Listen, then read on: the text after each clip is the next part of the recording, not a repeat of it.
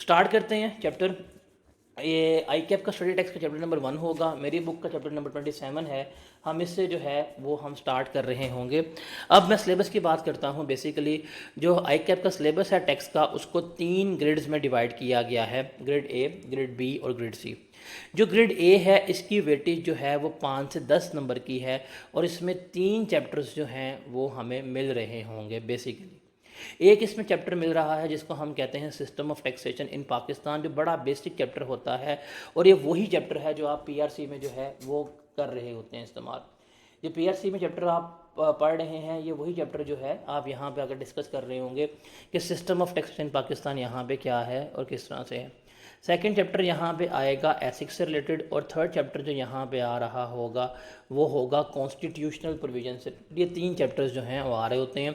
इसकी वेटेज 5 से 10 नंबर की है। ऑन एवरेज जो इससे पूछा जाता है वो 8 मार्क्स तक का सवाल जो है पूछा जा रहा है इस अटैम्प्ट में, इससे पिछली अटैम्प्ट में, इवन उससे पिछली अटैम्प्ट में भी 8-6 मार्क्स का एरिया जो है वो एग्जामिनर जो है इसमें से टेस्ट कर रहा है। एग्जामिनर क्या कर रहा है? टेस्ट कर रहा है। उसके बाद सेकंड एरिया हमारे पास आता है इनकम टैक्स का, जो one of the most largest area है सिलेबस का। इसके वेटेज जो है अप टू 70 मार्क्स की है। 70 मार्क्स तक का सिलेबस जो है वो हमारा इनकम टैक्स में से आ रहा होता है। और थर्ड एरिया जो है वो हमारा कौन सा आता है? सेल्स टैक्स का आता है। और सेल्स टैक्स में से जो नंबर हैं वो अप टू 30 मार्क्स जो हैं वो आ रहे होते हैं। देखिए, अगर आपने पेपर पास करना है तो मैं आपको अभी यहाँ पे फॉर श्योर बता देता हूँ कि सिलेक्टिव स्टडी करेंगे पेपर फेल है आपका। सिलेक्टिव स्टडी से कभी भी पेपर आपका पास नहीं होगा। लेकिन स्टडी करनी कैसी है, किस तरह लेके चलना है, कौन सा आपको एरिया जो है उस पर ज़्यादा फोकस करना है, वो आपको बताता हूँ। पेपर पास करना चाहते हैं 50 नंबर आपको इजीली सिक्योर करवा कर दे सकता हूँ मैं आपको। 50 नंबर सिर्फ 3 एरिया से आप सिक्योर कर लेंगे। ये जो ग्रेड ए है, ग्रेड ए में आपके 8 नंबर आते हैं आई कैप में, तो आप इस ग्रेड ए के देखें 8 नंबर आ गए। इनकम टैक्स में से सिर्फ और सिर्फ जो इनकम फ्रॉम बिजनेस है इसकी वेटेज जो है 20 नंबर की है। On average income from business में से 18 मार्क्स का पेपर जो है वो आ रहा होता है। और उसमें से आप लगा लें सेल्स टैक्स की वेटेज जो है वो 30 नंबर की है।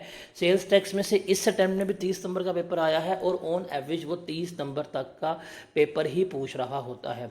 अगर आप सिर्फ ग्रेड ए, मतलब जिसमें 3 चैप्टर हैं, system of taxation in Pakistan, ethics, constitution, ये कर लें, बिज़नेस को अच्छी तरह कर लें और सेल्स टैक्स को अच्छी तरह कर लें, तो ये तकरीबन आपके सिर्फ ये 3 एरिया 56 मार्क्स सिक्योर करके बैठे हुए हैं। कितने? 56 मार्क्स जो हैं ये सिर्फ 3 एरियाज जो हैं वो सिक्योर करके बैठे हुए हैं। सिर्फ ये 3 एरिया। तो आपका टारगेट और मेरा टारगेट क्या है? वो यही है कि हमने इन 56 में सिर्फ एटलीस्ट बच्चा मरे से मरा भी हो ना, वो इन 56 मार्क्स में से 40 मार्क्स सिक्योर करने वाला हो। और हमने 40 मार्क्स जो है वो इन 56 मार्क्स में से सिक्योर करने ही करने हैं। आप इनमें से 40 मार्क्स सिक्योर कर लें, बाकी salary, property, capital gain, other source, losses, return, assessment, appeal, इनमें से आप 10 नंबर सिक्योर कर सकते हैं, पेपर पास हो जाएगा। सेल्स टैक्स, बिजनेस और ये ग्रेड ए, अगर ये 3 चीज़ें कर लेते हो आपका पेपर जो है वो क्या हो जाएगा? पास होने के चांसेस इंक्रीज हो जाएंगे और कंफर्म पास हो जाएगा। हर अटैम्प्ट में जब बच्चा फेल होता है उससे पूछता हूँ तो सेल्स टैक्स, बिजनेस ही उनको नहीं आ रहा होता, इसी में सफ़र कर रहे होते हैं और इसकी वजह से ही क्या कर रहे होते हैं, वो स्ट्रगल कर रहे होते हैं। तो यही मैंने आपको क्या करना है, सिक्योर करवाना है। तो यहाँ पे हम स्टार्ट करते हैं। तो अब हम मूव करें चैप्टर की तरफ। चैप्टर का नाम है system of taxation in Pakistan. ये चैप्टर आपका रीड ओनली है। अच्छा, मैं आपको बताता रहूँगा किस चैप्टर को रीड ओनली है, किस चैप्टर को याद करना है, किस चैप्टर को क्रैम करना है। अच्छा, मैं आपको during the lecture her day पे बताता जाऊंगा कि भाईजान ये है पेपर, इसमें इस चीज़ को क्रैम करना है, इस चीज़ को रिमेंबर रखना है, इस चीज़ को अपनी वर्डिंग में लिखना है। टेक्स्ट के पेपर के बारे में ना एक बहुत ही मिथ फेमस कर दी गई है कि जी ये थ्रेटिकल पेपर है, क्रैमिंग करके पास हो जाता है, क्रैमिंग करके पास हो जाता है। लास्ट अटैम्प्ट में सिर्फ 12 नंबर का सवाल जो है क्रैमिंग वाला आया था। अभी रिसेंट अटैम्प्ट गुजरी है, 12 नंबर का सवाल क्रैमिंग वाला आया था। उससे पहले भी क्रैमिंग जो है 10 नंबर की आई थी। तो इस पेपर में रट्टे वाली चीज़ें बहुत कम है। यू कैन से डैट 15% जो थियरी है वो रट्टे वाली जो है वो आ रही होती है। लेकिन बाकी जो थ्योरेटिकल क्वेश्चन है वो सारे एप्लीकेशन बेस्ड आ रहे होते हैं। There are two types of question, एक नॉलेज बेस्ड क्वेश्चन होते हैं और दूसरे हमारे पास क्या होते हैं, एप्लीकेशन बेस्ड क्वेश्चन जो है वो होते हैं। नॉलेज बेस्ड क्वेश्चन वो हैं जहां पे आपने प्रॉपर रट्टा मार रहे हैं। मैं पूरे टेक्स्ट में आपको साबित कर सकता हूं कि वो सिर्फ 10 नंबर के हैं, और जहां पे रट्टे वाला सिस्टम है भी वहां पे भी मैं आपको बुक में इस तरह एनेबल किया हुआ है कि आप क्रैमिंग वाली चीज़ को भी बड़े इजीली निमोनिक से क्या कर सकते हैं, याद कर सकते हैं। ठीक है, बाकी थ्योरी जो है वो इसमें से एप्लीकेशन बेस्ड थ्योरी है, और एग्जामिनर कमेंट्स में डिस्कस कर रहा है कि भाई एप्लीकेशन बेस्ड थ्योरी में बच्चा मार खा रहा है। बिकॉज अभी मैं एग्जामिनर कमेंट डिस्कस नहीं करने वाला, वो मैं डिस्कस करूंगा जब रेलिवेंट क्वेश्चंस करवा रहा हूँ। एग्जामिनर हर अटेम्प्ट में कह रहा है कि जो एप्लीकेशन बेस्ड थ्योरी है दैट इज प्रॉब्लमेटिक थ्योरी, और इसमें मार पड़ रही है। तो एप्लीकेशन बेस्ड थ्योरी के लिए आपको सिर्फ कंसेप्ट को याद करना इंपॉर्टेंट है और उसको अप्लाई करना है, क्रैमिंग नहीं है इस पेपर में। जहां पे जो चीज़ क्रैम वाली होगी मैं बता दूंगा, जहां पे जो चीज़ रीड ओनली वाली होगी मैं वो भी बता दूंगा। आपने बस अपनी बुक के ऊपर लिखते जाना कि यार ये चीज़ क्रैम वाली, ये चीज़ रीड ओनली वाली है। रीड ओनली का मतलब है इसको आज पढ़ लो, आइंदा इसमें से आने के चांसेस ना होने के बराबर हैं, और ये चीज़ कंसेप्चुअली इंपॉर्टेंट है, इसके ऊपर आपने क्या करना है, इसको सीखना है।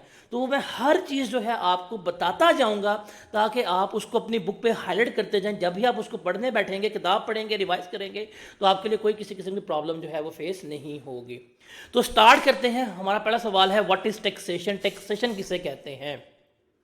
बीइंग अ पाकिस्तानी, जब एक बच्चा पाकिस्तान में पैदा होता है, उसकी पैदाइश से लेकर जब एक बंदा पाकिस्तान में मरता है, मतलब एज ऑफ नाउ एक बंदा इस वक्त के पाकिस्तान में पैदा हुआ है, और एज ऑफ नाउ इस वक्त के बंदा पाकिस्तान में फोत हुआ है, पैदाइश से लेकर वफात तक पाकिस्तानी जो है टैक्स तो लाजमी पे करता है। मतलब एक बच्चा जिसका फील्डर बॉय होगा, उसके फील्डर से लेकर एक बंदा जो आज फोत होगा, उसके कफन तक जो है हमने टैक्स तो पे करना है। तो टैक्स होता क्या है, इसको क्या कहते हैं, क्यों टैक्स लिया जाता है, टैक्सेशन क्या होती है, इसको हमने देखना है। तो बेसिकली टैक्सेशन क्या है, टैक्सेशन एक ऐसा प्रोसेस है, एक ऐसा अमल है जिसमें हुकूमत, जो गवर्नमेंट है, जो हमारी स्टेट होती है, वो क्या कर रही है, through it's law making bodies, parliament के जरिए, कानून साज इदारों के जरिए क्या कर रही है, लोगों से अमाउंट कलेक्ट कर रही है ताकि वो अपने एक्सपेंसेस को चला सके, अपने एक्सपेंसेस को मैनेज कर सके और हुकूमत चला सके। इस अमल को हम क्या कह रहे होते हैं, टैक्स कह रहे होते हैं। बिकॉज स्टेट का काम जो है वो कारोबार करना नहीं होता, और स्टेट जो है वो कारोबार नहीं कर रही। स्टेट का काम क्या होता है, वेलफेयर करना, मुल्क को मैनेज करना, मुल्क चलाना होता है। स्टेट हमेशा यही कहती है कि जी प्राइवेट लोग आए, कारोबार करें, आप लोग कारोबार करें, आप लोग प्रॉफिट कमाएं, हमें बस टैक्स देते जाएं, हम क्या करेंगे, उस टैक्स से ही अपना आपका मुल्क जो है वो चला देंगे। हम आपको रोड्स बना के देंगे, हम आपको सड़कें बना के देंगे, हम आपको पार्क्स बना के देंगे, हम आपको एजुकेशनल फैसिलिटीज़ देंगे, स्कूल्स देंगे, कॉलेजेस देंगे, दूर देहातों में स्कूल्स वगैरह डेवलप करके देंगे, रोड नेटवर्किंग बना के देंगे, बिजली का निज़ाम सही करके देंगे, लॉ एंड ऑर्डर देंगे, आपके लिए पुलिस रखेंगे जो आपके जानो माल की प्रोटेक्शन के लिए होगी, आपको सरहदों की हिफाजत के लिए जो है फौज होगी। तो ये सारा कुछ गवर्नमेंट क्या कर रही है, यहाँ पे रन कर रही होती है। उसके अलावा गवर्नमेंट ये कहती है कि आप लोगों की मैनेजमेंट के लिए क्या होता है, मैनेजमेंट के लिए आप लोगों को सहूलत देने के लिए पूरी ब्यूरोक्रेसी जो है वो हमने रन की होती है, जहाँ पे लोग आ रहे हैं आपको गाइड करें। तो एक प्रॉपर सिस्टम डेवलप किया हुआ है। तो उनकी तनख्वाहें हैं, उनको चलाने के लिए, उनको अपडेट रखने के लिए चाहिए पैसा। पैसा गवर्नमेंट कहाँ से ले रही होती है, आपसे ले रही होती है, थ्रू टैक्सेस ले रही होती है। तो ये टैक्स है, और टैक्स रिमेंबर गवर्नमेंट जो है वो हमेशा थ्रू लॉ मेकिंग बॉडी लेती है, कानून है। इनकम टैक्स, अगर गवर्नमेंट कहती है भाई अपनी इनकम पर टैक्स निकालो, तो कानून है, उसका नाम है इनकम टैक्स ऑर्डिनेंस। उस कानून के तहत गवर्नमेंट क्या करती है, टैक्स लेती है, उसी में अमेंडमेंट करती है, उसी में हर चीज़ चेंज करती है, हर साल पास करती है, बजट ऑर्डिनेंस को चेंज करती है, पार्लियामेंट की हेल्प लेती है, पार्लियामेंट पास करता है। तो through their law making body वो क्या करते हैं, टैक्स लगा रहे होते हैं। आपके सेल परचेज पर टैक्स लगाना है, सेल्स टैक्स एक्ट है जिसके मुताबिक लगा रहे हैं। आपके इंपोर्ट्स पे लगाना है, कस्टम ड्यूटी है। मैन्युफैक्चरिंग पे लगाना है, एफईडी है। सॉरी। तो रेलेवेंट लॉ के तहत क्या कर रही है गवर्नमेंट जो है वो टैक्स कैलकुलेट कर रही होती है। अब टैक्सेशन के ऑब्जेक्टिव क्या हैं? पहले हमारे पास 3 प्राइमरी ऑब्जेक्टिव हैं कि ये बुनियादी मकासद हैं। गवर्नमेंट इसलिए टैक्स कैलकुलेट कर रही है क्या, कि भाई पैसा चाहिए, पैसा आएगा, मुल्क चलेगा, तनख्वाहें देंगे, सैलरीज देंगे, गाड़ियाँ लेंगे, इनके लिए हर चीज़ आएगी। तो मुल्क चलाने के लिए, एडमिनिस्ट्रेशन के लिए क्या चाहिए? पैसा चाहिए, इसलिए गवर्नमेंट टैक्स लगाती है। फिर अपनी पॉलिसीज़ को इम्प्लीमेंट करने के लिए टैक्स लगाया जाता है, और फेयर डिस्ट्रीब्यूशन ऑफ वेल्थ के लिए कि हम अमीर से लेकर गरीब को देंगे, तो इसके लिए गवर्नमेंट जो है वो टैक्स लगा रही होती है। तो टैक्स का प्राइमरी मकसद क्या है, बुनियादी मकसद क्या है? Basically taxes are revenue yielding tools, कि गवर्नमेंट को क्या कर रहे हैं, गवर्नमेंट को ये पैसा जो है वो कमा के दे रहे होते हैं। तो टैक्सेस हमारे क्या होते हैं, ये रेवेन्यू यील्डिंग टूल है, कि भाई टैक्स लगाएंगे, वो हम क्या करेंगे, उसके ऊपर हम पैसा ले रहे होंगे। सवाल है क्या पैसे के अलावा भी कोई ऑब्जेक्टिव है टैक्स का? The answer is yes. इस चैप्टर का पहला फेमस क्वेश्चन, इस चैप्टर में सिर्फ 3 ही सवाल है जो फ्रीक्वेंटली टेस्ट हुए हैं, जिसमें सबसे ज़्यादा टेस्ट जो हुआ है वो ये वाला है। One of the most famous question है, सिर्फ 3 सवाल है, वो 3 सवाल ही याद कर लो, चैप्टर पूरा आपका हो जाएगा। तो ये आप कह सकते हैं ये वीआईपी सवाल है। वो क्या है, नॉन रेवेन्यू ऑब्जेक्टिव्स क्या है? टैक्स का बुनियादी मकसद जो है वो तो रेवेन्यू कलेक्ट करना है, लेकिन रेवेन्यू के अलावा भी कुछ मकासद अचीव गवर्नमेंट करती है। वो मकासद क्या है उसको हमने देखना है। अब ये क्रैम करने की जरूरत नहीं है, इसको आपने क्या करना है, अब अभी यहाँ पढ़ें बुक से, इसको बाद में रीड आउट करें, अपनी वर्डिंग में यही बातें लिखाएं, आपका क्या होगा, मार्क्स पूरे के पूरे मिल जाएंगे। 10 नंबर का सवाल भी आता है, 5 का भी आया, 4 का भी आया, 3 का भी आया हुआ है, 6 मार्क्स का सवाल भी ये उसने पूछा हुआ है। तो नॉन रेवेन्यू ऑब्जेक्टिव्स क्या है? सबसे पहला ऑब्जेक्टिव है कि ये जो वीक इंटरप्राइजेज हैं, जो वीक इदारे होते हैं, उनको स्ट्रेंथन करने के लिए गवर्नमेंट टैक्स का इस्तेमाल करती है। कैसे?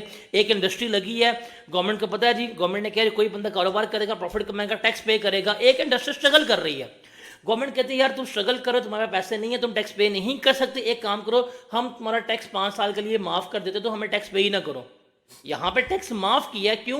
कि टैक्स एक कॉस्ट है, तुम हमें टैक्स पे नहीं करोगे, तुम्हारा बचत होगी, तुम्हारा बेनिफिट होगा, तुम चल सकते हो। गवर्नमेंट टैक्स एग्जेम्प्ट कर देती है, गवर्नमेंट सब्सिडीज दे देती है, गवर्नमेंट ग्रांट्स दे देती है, गवर्नमेंट इंसेंटिव्स दे रही होती है। तो यहाँ टैक्स को ही गवर्नमेंट इस्तेमाल कर रही है, लेकिन वीक इदारों को प्रमोट करने के लिए। उसके अलावा लोकल इंडस्ट्रीज़ को फॉरेन कंपटीशन से बचाने के लिए गवर्नमेंट टैक्स का इस्तेमाल कर रही होती है, जहाँ पे वो हाई कस्टम लगा के बैठी होती है। आप जितने मर्जी बड़े मुहिब्बुल वतन हो, आपके पास आज जेब में 20 लाख रुपया हो और मुल्क में कोई ट्रेड का बैन ना हो, और आप मार्केट में जाएं और ऑप्शन आए जी पाकिस्तानी गाड़ी बाय करनी चाहिए कि जापानी गाड़ी बाय करनी चाहिए, आप लोग भाग के जाएंगे जापानी गाड़ी बाय करेंगे, आप पाकिस्तानी प्रोडक्ट्स बाय नहीं करेंगे। आप अगर आपकी जेब में 1000 रुपया हो और गवर्नमेंट नाम की चीज़ ना हो, आप मार्केट में एंटर हो, एक लिखा हो पाकिस्तानी हेड एंड शोल्डर है, एक लिखा हो यूके का हेड एंड शोल्डर है, पूरी आवाम जो है कौन सा बाय करेगी? यूके का हेड एंड शोल्डर जो है बाय करेगी, मेड इन पाकिस्तान बाय नहीं करेंगे।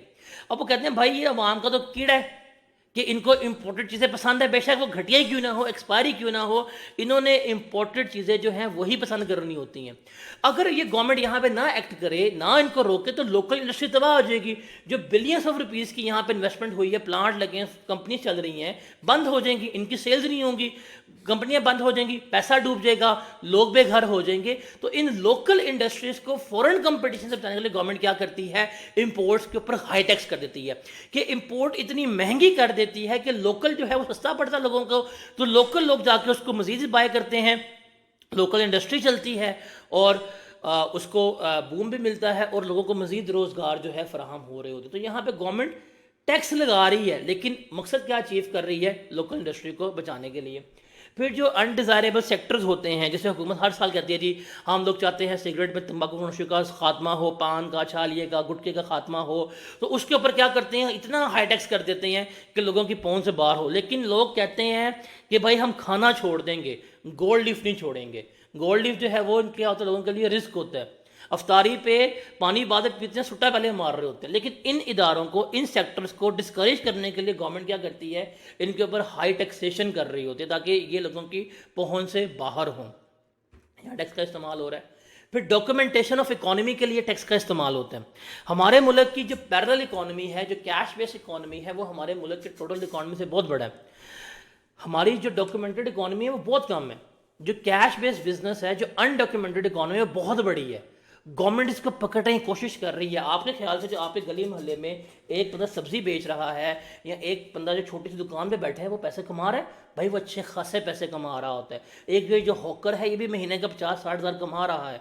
एक मोची इतने पैसे कमा रहा है, एक नाई इतने पैसे कमा रहा है, छोटे मोटे दुकानदार इतने पैसे कमा रहे हैं। कभी आप लाहौर में अकबरी मार्केट में जाकर देखें, एक फट्टे जितनी दुकान है, जितना मेरा टेबल है इतनी इतनी दुकान है, उनकी रोज़ की सेल 20-20, 30-30 लाख रुपए की है। कभी जाएँ इचरे मार्केट में, कभी जाएँ शालम मार्केट में लाहौर की, क्योंकि मैं लाहौर से बिलोंग करता हूँ इसलिए मैं उसका रेफरेंस दे रहा हूँ। वहाँ पे छोटे छोटे काउंटर्स बने हुए हैं, उनकी लाखों रुपए की सेल्स होती हैं, कैश बेस्ड सेल्स कर रहे होते हैं।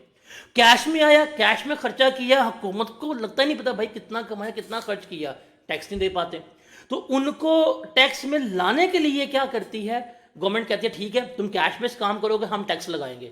तुम अगर नहीं टैक्स पे कर रहे, हम तुम्हारी प्रॉपर्टी खरीदना बैन कर देंगे, प्रॉपर्टी बेचना बैन कर देंगे, ताकि लोग आएँ, लोग रिटर्न फाइल करें, अपने एसेट्स के बारे में बताएं, अपनी इनकम के बारे में बताएं, डॉक्यूमेंटेशन ऑफ इकॉनमी, हमें पता हो भाई इतने पैसे हमारी इकॉनमी में पड़े हुए हैं। तो यहाँ पे गवर्नमेंट क्या करते हैं, टैक्स लगाती है। जैसे अभी गवर्नमेंट टैक्स लगाया हुआ है कि जो बंदा नॉन फाइलर है, इसका नाम एटीएल में नहीं आता, वो बैंक से अमाउंट विड्रॉ करेगा, उसको टैक्स पे करना पड़ेगा। तो किसके लिए है, डॉक्यूमेंटेशन ऑफ इकॉनमी के लिए। एक बंदा एटीएल में इसका नाम आ रहा है, वो अमाउंट विड्रॉ करेगा, उसको टैक्स पे नहीं करना पड़ेगा, ट्रांजैक्शन टैक्स। लेकिन जो बंदा नॉन फाइलर है वो विड्रॉ करेगा, उसको ट्रांजैक्शन टैक्स पे करना पड़ेगा। तो गवर्नमेंट क्या अचीव करना चाहती है, डॉक्यूमेंटेशन ऑफ इकॉनमी जो है वो अचीव करना चाहती है। इसके अलावा नेशनल टैक्स को गवर्नमेंट सोशल डेवलपमेंट के लिए, इकोनॉमिक डेवलपमेंट के लिए भी इस्तेमाल कर रही होती है। आपके ख्याल से ये जो बेसिक इनकम सपोर्ट प्रोग्राम होता है, पैसे कहाँ से आते हैं भाई, टैक्स के पैसे होते हैं। ये जो आपको लंगर खाने खोल के दिए जाते हैं, पैसे कहाँ से होते हैं, टैक्स के पैसे होते हैं, हमारे पैसे हम पे लगा रहे होते हैं। ये जो हमारे लिए ये हेल्थ कार्ड्स वगैरह हैं, हमारे पैसे की हमारे ऊपर लगा रहे होते हैं। तो समाजी तरक्की के लिए अंडर डेवलप एरिया को जो सेक्टर्स हैं उनको प्रमोट करने के लिए गवर्नमेंट जो है वो टैक्स लगा रही होती है। इकोनॉमिक डेवलपमेंट के लिए गवर्नमेंट टैक्स लगा रही है, गवर्नमेंट जोन्स क्रिएट करती है, गवर्नमेंट नेटवर्क्स बनाती है, गवर्नमेंट रोड मैप देती है, गवर्नमेंट सेक्टर्स पे इंडस्ट्री के ऊपर कुछ आईटी पे सेक्टर पे टैक्स एग्जाम करती है, माफ़ करती है, कम करती है, ताकि क्या कर सकें, यहाँ पे जाके हम उसको तरक्की कर सकें। उसके अलावा जब गवर्नमेंट डिफरेंट कंट्री से ट्रेड कर रही है तो वहाँ पे गवर्नमेंट जो है वो क्या करती है, टैक्स के ऊपर बार्गेन करती है। फॉर एग्जांपल गवर्नमेंट जो है वो इनवाइट करती है कि जी हमने लाहौर से लेकर साहिवाल तक मोटरवे बनाना है, पैसे तो है नहीं इनके पास, क्या करेंगे, कहेंगे यार चाइना वालों को लेके आते हैं, आप आ जाएं जी, आप रोड बना दें, मोटरवे बना दें, 5 साल तक इस मोटरवे का जितना भी टोल टैक्स होगा आप ले लीजिएगा और हम आपसे इसके ऊपर टैक्स नहीं लेंगे। आप आ जाए हमारे मुल्क में डैम बना दें, डैम के इतने साल की बिजली के पैसे आप ले लीजिएगा, आपको प्रॉफिट होगा आपकी कंपनी का, आप हमें टैक्स ना दीजिएगा। यहाँ सी पैक का रूट है, सड़क बना दें, आप ट्रक पकड़ें ग्वादर से लगाएं रोड के ऊपर, वो ले जाएं अपने खुजराब के ऊपर, तो आप हमें 1 रुपया पर ये टैक्स पे कर दीजिएगा। तो आप ट्रेड कर रहे हैं, आप निगोशिएट कर रहे हैं, वहाँ पे आप टैक्स को इस्तेमाल कर रहे हैं। आप जाते हैं किसी कंट्री में, इनवाइट करते हैं जी हमारी जो प्रोडक्ट्स हैं उनको अपनी मार्केट में आने दें, अपनी प्रोडक्ट्स को हमारी मार्केट में आने दें। अगर आपके लोग आके हमारे मुल्क में प्रोडक्ट बेचेंगे, आपके लोग आके हमारे मुल्क में कंपनी सेट करेंगे, हम एक डील कर लेते हैं, हमारे मुल्क में अगर टैक्स का रेट फॉर एग्जाम्पल 10% है, हम आपसे 2% चार्ज करेंगे, बदले में हमें भी आके क्या करने दें, अपने मुल्क में प्रोडक्ट्स बेचने दें। तो यहाँ पर टैक्स को इस्तेमाल कर रहे हैं निगोशिएट करने के लिए, टैक्स को इस्तेमाल कर रहे हैं बारगेन करने के लिए। तो ये भी एक नॉन रेवेन्यू ऑब्जेक्टिव के तौर पर इस्तेमाल हो रहा होता है। फिर इन्फ्लेशन को काउंटर करने के लिए, डिप्रेशन से निकलने के लिए गवर्नमेंट जो है टैक्सेस वगैरह इस्तेमाल कर रही होती है। या आप इकोनॉमिक्स में पढ़ के आए होते हैं कि जब इन्फ्लेशन होती है, अब for example just take an example, अभी देखते हैं अगर बहुत ज़्यादा महंगाई हो रही है और गवर्नमेंट चाहती है कि वो रिलीफ दे, और वो कहती है जी हम जीएसटी जो है वो कम कर देते हैं। अगर अभी जीएसटी 18% है, मतलब एक बंदा 100 रुपये की चीज़ लेगा उसको 18 रुपीज़ टैक्स पे करना पड़ेगा। अगर गवर्नमेंट इसको उठा के 10% ले जाए तो एक बंदा 100 की चीज़ लेकर उसे कितना टैक्स पे करना पड़ेगा, 10 रुपये करना पड़ेगा। तो थोड़ी महंगाई क्या हो जाएगी, कम हो जाएगी। तो वहाँ पे गवर्नमेंट टैक्सेस का इस्तेमाल कर रही होती है। जब गवर्नमेंट को लग रहा है पता मुल्क के हालात मुश्किल हो रहे हैं और कंट्रोल नहीं हो रहा, वो इंडस्ट्रीज के पास आते हैं कि यार तुम अपनी कॉस्ट ऑफ प्रोडक्शन जो है थोड़ी सस्ती कर दो, तुम चीज़ें महंगी कर दो, हम तुम्हारा थोड़ा टैक्स माफ़ कर देते हैं। वहाँ पर गवर्नमेंट टैक्सेस वगैरह का इस्तेमाल कर रही होती हैं। जब डिप्रेशन में इकॉनमी होती है, गवर्नमेंट चाहती है स्पेंडिंग बढ़े, आवाम की, लोग लगाएं पैसा, इकॉनमी में पैसा सर्कुलेट करें, टैक्स हाई कर देती है। जैसे 2022 में जब हमारा मुल्क तकरीबन डिफॉल्ट होने के चक्करों में था, गवर्नमेंट ने हर चीज़ महंगी कर दी, पेट्रोल 300 प्लस ले गए, ये भी कर दिया वो भी कर दिया, तब भी लोगों ने आए, लोगों ने पैसा लगाया, इकॉनमी सर्कुलेट हुआ, तो हम डिप्रेशन से निकल के टुवर्ड्स रिकवरी की तरफ चल पड़े। तो वहाँ पर भी गवर्नमेंट टैक्स को इस्तेमाल कर रही होती है इन्फ्लेशन को और डिप्रेशन को ट्रीट करने के लिए। फिर माशरे में जो दौलत की गैर मुनसिफाना तकसीम है, एक अमीर है वो अमीर से अमीर तर होता जा रहा है, गरीब जो है गरीब के पास खाने के पैसे भी नहीं है।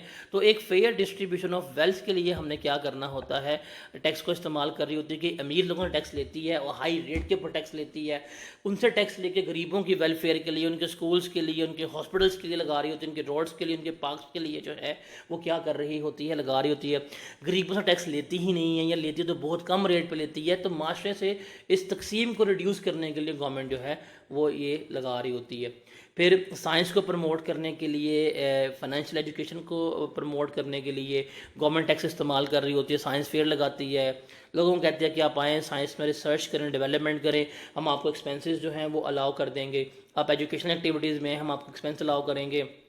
जो आपकी लोकल फोर्सेस होती हैं, पुलिस वगैरह हो गई और वो वाली फोर्स हो गई, उनकी एफिशिएंसी को इंक्रीज़ करने के लिए गवर्नमेंट टैक्स का इस्तेमाल कर रही है।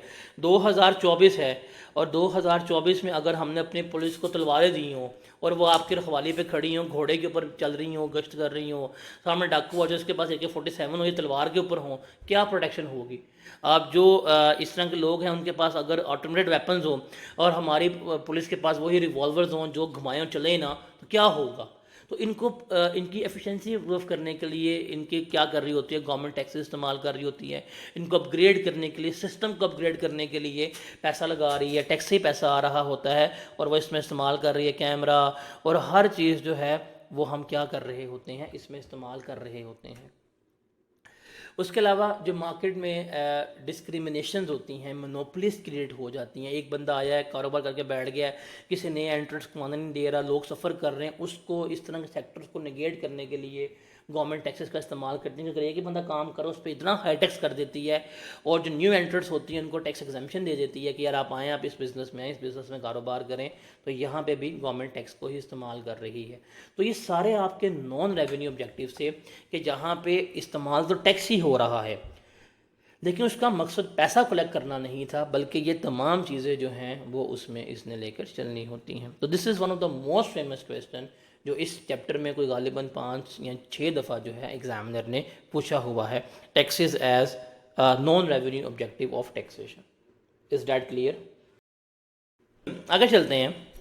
सेकंड क्वेश्चन जो तकरीबन इंटर रिलेटेड ही है नॉन रेवेन्यू ऑब्जेक्टिव से, वो है taxes as a mean for development के नाम के ऊपर, कि हम टैक्स को इस्तेमाल कर रहे हैं लेकिन डेवलपमेंटल पर्पस के लिए। ये कौन कौन से कहाँ कहाँ इस्तेमाल होता है इसको देखना है, तो ये भी रीड ओनली है, आप इसको पढ़ें, आप इसको अपनी वर्डिंग में लिखें, आपको मार्क्स पूरे मिल जाएंगे। सेकंड मोस्ट टेस्टेड क्वेश्चन है कि टैक्स और तरक्की, टैक्स एंड डेवलपमेंट किस तरह गवर्नमेंट टैक्सेस लगाती है और मुल्क में तरक्की या डेवलपमेंट के ऑब्जेक्टिव्स जो है वो अचीव कर रही होती है, वो हमने यहाँ पर देखना है। देखें, हमारी आबादी 24 करोड़ की आबादी है, वो खुंजरात से लेकर ग्वादर तक है। इसमें कुछ शहर जो हैं डेवलप हैं, मेजॉरिटी जो है एरियाज़ अभी अंडर डेवलप्ड हैं और गवर्नमेंट कोशिश कर रही है कि एरियाज़ को डेवलप करने के लिए। अब उसके दो ही पॉसिबिलिटीज़ हैं, या तो गवर्नमेंट खुद आए, खुद पैसे लगाए, खुद हर एरिया को डेवलप करे, या सेकंड इसमें पॉसिबिलिटी है कि गवर्नमेंट क्या करती है कि गवर्नमेंट ना ट्रेड फ्री जोन्स बना देती है। गवर्नमेंट को पता है यार मैंने एक एरिया डेवलप करना है, जैसे फॉर एग्जाम्पल ग्वादर की बात करते हैं, गवर्नमेंट को पता है मैंने डेवलप करना है, ट्रेड फ्री जोन है, इसको डेवलप करना है, तो गवर्नमेंट क्या करती है, उसको ट्रेड फ्री जोन बना देती है, उसको इकोनॉमिक जोन बना देती है, उसको टैक्स फ्री जोन बना देती है। आवाम करती है, अगर कोई बिजनेसमैन है, कारोबार करना चाहता है तो आए, ये जगह है, यहाँ पे आए, ये हम जगह डिक्लेयर कर रहे हैं, यहाँ पे आए, अपना फैक्ट्री लगाए, 5 साल तक 10 साल तक हम उससे टैक्स नहीं लेंगे, हम उसका टैक्स आधा लेंगे, हम उसका बिजली का बिल जो है वो हम क्या करेंगे, हम उसको सस्ता दे देंगे। तो उसको इंसेंटिव्स दे रहे हैं कि यार तुम आओ, ये हमने एक डेवलप कर दिया एरिया, डिक्लेयर कर दिया, यहाँ फैक्ट्री लगाओ। जब एक बिजनेसमैन आएगा उस अंडर डेवलप एरिया में, जब अपने फैक्ट्री लगाएगा ना, तो एक कारखाना जो है वो 10,000 घरानों को जो है वो कारोबार सप्लाई करेगा। क्यों? जब एक बिल्कुल बियाबान में एक अंडर डेवलप एरिया में फैक्ट्री लगेगी तो वहाँ पे अब रोज़गार बढ़ेंगे, लोग काम करने के लिए आएंगे, उसके सराउंडिंग में सड़कें बनेंगी। जब वहाँ मजदूर काम करने के लिए आए हैं तो वहाँ पे उन मजदूरों को खाने के लिए, पिलाने के लिए कोई एक रेस्टोरेंट खुलेगा, फिर 2 रेस्टोरेंट खुलेंगे, फिर छोटी मोटी मार्केट बनेगी। फिर जब मजदूर कुछ बाहर से काम करने के लिए आए होंगे वहाँ पे, वो उनके लिए एक आधा रूम बनेगा, कुछ घर वगैरह बनेंगे, उनकी फैमिलीज जो है सेटल होना शुरू होंगी। देखते देखते जब फैमिली सेटल होंगे तो बच्चों की तालीम के लिए एक आधा स्कूल बनेगा, छोटी मोटी डिस्पेंसरी बनेगी। तो देखते देखते विद इन फ्यू ईयर्स क्या हो जाएगा, वो एरिया वो डेवलप हो जाएगा। लाहौर आज आपको लग रहा है यूं लाहौर नहीं बना, टाइम लगा है, 150-200 साल लगे हैं डेवलप होने में। कराची एवं नहीं, इस्लाम एवं नहीं है, डेवलपमेंट हुई है। तो by the process of time क्या होता है, फिर वो एरिया डेवलप होता है। तो गवर्नमेंट क्या करती है, गवर्नमेंट ट्रेड जोन्स बनाती है। जैसे काजी आजम इंडस्ट्रियल जोन है, सुंदर इंडस्ट्रियल जोन है, विहाड़ी का इंडस्ट्रियल जोन है, गुजरांवाला का इन्होंने बिजनेस ट्रेड बनाया हुआ है, ग्वादर का है, सियालकोट का एक्सपोर्ट प्रोसेसिंग जोन है कि भाई यहाँ पे आ जाओ, यहाँ कारोबार करो, यहाँ बिल्डिंग लगाओ, यहाँ फैक्ट्री लगाओ, हम तुम्हें टैक्स माफ़ कर देंगे, 5 साल के लिए तुम्हारा टैक्स माफ़ है, कोई टैक्स नहीं तुमसे लेंगे। तुम्हारा बिजली का अगर बोले कि मैं यूनिट 50 रुपये का, तुम यहाँ फैक्ट्री लगाओ, तुम्हें हम बिजली 30 रुपये की देंगे, रोड्स बना कर देंगे, यहाँ पे बैठ के यहाँ से एक्सपोर्ट करो, टैक्स माफ है, इंपोर्ट करो, हाफ पे इंपोर्ट करा देंगे। तो गवर्नमेंट इंसेंटिव्स दे रही है, किसे इनवाइट कर रही है, बिजनेसमैन को, कि भाई तुम आओ, तुम यहाँ पे लगाओ, अपना पैसा लगाओ। जब वो पैसा लगाएगा तो पूरा वो एरिया जो है वो क्या हो जाएगा, डेवलप हो जाएगा। तो टैक्स इस्तेमाल की है, लेकिन डेवलपमेंट के ऑब्जेक्टिव जो हैं गवर्नमेंट ने क्या किए हैं, अचीव किए हैं। उसके अलावा अमीर लोगों से गवर्नमेंट जो है वो टैक्स लेती है एट अ हायर रेट, और जो गरीब लोग हैं उनसे गवर्नमेंट टैक्स यहाँ तो लेती ही नहीं है। यहाँ गवर्नमेंट क्या करती है, बहुत ही कम रेट के ऊपर जो है वो टैक्स ले रही होती है। अगर देखा जाए, एक हमने स्लैब दिया हुआ है कि जिसकी इनकम 6 लाख रुपए तक है उससे तो गवर्नमेंट टैक्स लेती ही नहीं है। जिसकी इनकम 6 लाख से ज़्यादा है उस पर गवर्नमेंट रेलेवेंट स्लैब्स के मुताबिक क्या ले रही होती है, टैक्स ले रही होती है। तो टैक्सेस गवर्नमेंट अमीरों से लेती है ज़्यादा, जो गरीब लोग हैं उनसे गवर्नमेंट टैक्स जो है वो क्या ले रही होती है, कम ले रही होती है। तो यहाँ पे भी गवर्नमेंट किसको इस्तेमाल कर रही है, टैक्स को ही इस्तेमाल जो है वो कर रही होती है।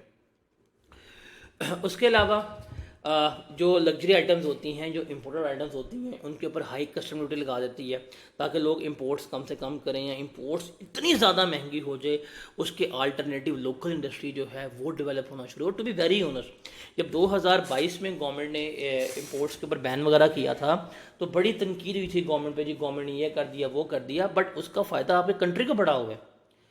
आपके 2022 से पहले कंट्री की प्रोडक्ट्स मेड इन पाकिस्तान की पैकेजिंग क्वालिटी एक सब स्टैंडर्ड थी।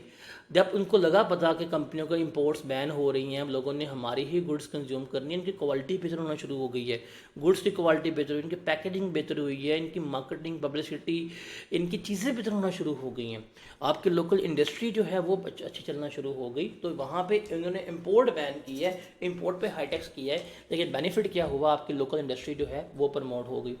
उसके अलावा गवर्नमेंट का काम होता है वेलफेयर करना। देखिए गवर्नमेंट कहती है अवाम भी है, अवाम भी तमाम वेलफेयर के जो मामलात हैं उनमें अपना हाथ जो है वो बटाए। अब उस पर कहती है आप आएँ, आप डोनेशंस करें, आप चैरिटी करें। जब आप डोनेशंस करेंगे, जब आप चैरिटी करेंगे तो गवर्नमेंट क्या करेगी, आपको टैक्स क्रेडिट्स दे रही होंगी। क्या होते हैं आगे डिस्कस करेंगे, चैप्टर हमारा पूरा आता है, पूरा चैप्टर है एक दिन का जिसमें हम डिस्कस कर रहे होंगे, और गालिबन वो हम डिस्कस कर रहे होंगे 22 जुलाई को कि टैक्स क्रेडिट्स क्या होते हैं। तो बेसिकली टैक्स क्रेडिट्स क्या होता है कि टैक्स में छूट मिलती है कि आप चैरिटी करेंगे, आप डोनेशन करेंगे, वेलफेयर एक्टिविटीज़ का पार्टिसिपेट बनेंगे तो क्या मिलेगा आपको, ये डोनेशन वगैरह में चैरिटी मिल रही होगी। फिर एग्रीकल्चर बेस्ड प्रोजेक्ट्स में गवर्नमेंट इंसेंटिव्स दे रही होती है, सब्सिडीज़ दे रही होती है, सस्ती खाद, सस्ता बीज, सस्ता ट्रैक्टर, सस्ते लोन दे रही होती है ताकि ज़राअत में हम मज़ीद तरक्की करें। उसके अलावा एजुकेशनल इंस्टीट्यूट्स को टैक्स एग्जेम्प्ट कर देती है ताकि मज़ीद वो तलीम जो हैं वो करें। NGOs को, चैरिटेबल इंस्टीट्यूट्स को जो गवर्नमेंट जो है टैक्स माफ़ कर देती है ताकि अपने वो वेलफेयर के काम जो है मज़ीद करते रहें। तो यहाँ पे गवर्नमेंट जो है वो क्या इस्तेमाल कर रही है, टैक्स को ही इस्तेमाल कर रही है, बट बेसिकली क्या अचीव कर रही है वो डेवलपमेंटल पर्पस जो हैं वो अचीव कर रही होती है। तो ये दो सवाल हैं, एक नॉन रेवेन्यू ऑब्जेक्टिव और एक यूजेस ऑफ टैक्स एज आ क्या कहते हैं डेवलपमेंटल पर्पस। ये इस चैप्टर के मोस्ट फ्रीक्वेंटली आस्क्ड क्वेश्चन में से आते हैं। ये दोनों क्लियर हैं। आगे चलते हैं, आगे हम बात करते हैं बेसिक्स ऑफ टैक्सेशन लॉज कि जो हम टैक्स लॉज बनाते हैं वो किन बुनियादों के ऊपर खड़े होते हैं। यहाँ पे बात होती है कैनन्स ऑफ टैक्सेशन की, और ये कैनन्स ऑफ टैक्सेशन हम यहाँ भी पढ़ेंगे और एथिक्स वाले चैप्टर में भी जाके पढ़ेंगे कि जब भी जो टैक्स लेजिस्लेटर्स होते हैं, जो कानून साज इदारे होते हैं, उन्होंने क्या करना होता है। उन्होंने जब टैक्स वगैरह जो लगाना होता है तो ये कुछ कैनन्स हैं, ये कुछ असूल हैं, इनको मद्देनज़र रखते हुए ही ये क्या करते हैं, ये सेट कर रहे होते हैं। अब वो हमारे पास 4 कैनन्स ऑफ टैक्सेशन है जिसके बारे में हम यहाँ डिस्कस करेंगे। एक canon of convenience of payment है, एक कैनन ऑफ सर्टेनिटी है, एक कैनन ऑफ इक्वलिटी है, एक canon of economy of collection है। ये 4 कैनन्स हैं जो बेसिक कैनन्स में आ रहे होते हैं। इसके अलावा कुछ एडिशनल कैनन्स भी हैं जो हम एथिक्स वाले चैप्टर में डिस्कस आउट कर रहे होंगे। अब एडम स्मिथ भाई साहब ने, जिनकी एक बड़ी अलमशहूर व मारूफ किताब थी वेल्थ ऑफ नेशन, उसमें ये कैनन्स वगैरह गिवन किए थे कि जब भी आपने अपने कवानीन बनाने हैं ना, तो वो इनके ऊपर बेस होने चाहिए। सबसे पहला है कि इक्वलिटी, कि टैक्स आपने सबसे लेना है, छोड़ना किसी को नहीं है। शरीफ, हाफिज, खान, सबको रगड़ना है। टैक्स आपने अवाम से भी लेना है, इन लोगों से भी लेना है। और टैक्स आपने हमेशा परसेंटेज में लगाना है इनकम्स के ऊपर। जिसकी जितनी ज़्यादा इनकम है उससे उतना ज़्यादा टैक्स लें, जिसकी जितनी कम इनकम है उससे आपने उतना टैक्स जो है वो कम लेना है। दूसरा, टैक्सेस जो हैं जब आवाम पे करने आए तो पेमेंट का मेथड जो है, मोड जो है, वो आसान होना चाहिए, कन्वीनियंट होना चाहिए। ये ना हो कि आप टैक्स की लंबी लाइनों में लग के धूप में खड़े होकर पे कर रहे हैं, ये नहीं हो। एक कन्वीनियंट मोड हो, सफिशेंट टाइम मिले उनको कि वो पे कर सकते हैं।